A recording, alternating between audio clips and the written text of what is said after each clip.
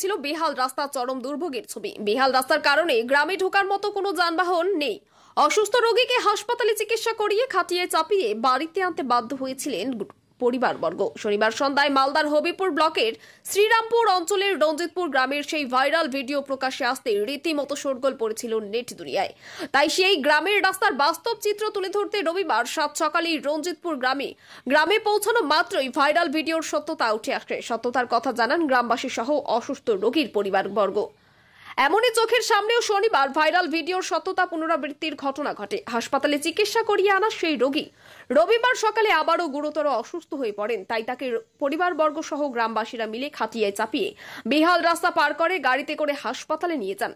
ঘটনায় গ্রামবাসীরা অভিযোগ করে বলেন, তাদের গ্রামের রাস্তা স্বাধীনতার এত বছর পরেও পাকা হয়নি।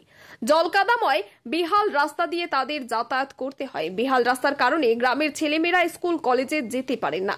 গ্রামে কেউ অসুস্থ হয়ে পড়লে অ্যাম্বুলেন্স কিংবা অন্য কোনো যানবাহন আসতে চায় না। গ্রামে কেউ অসুস্থ হয়ে পড়লে হাসপাতালে নিয়ে যেতে একমাত্র ভরসা হয়ে ওঠে খাটিয়া।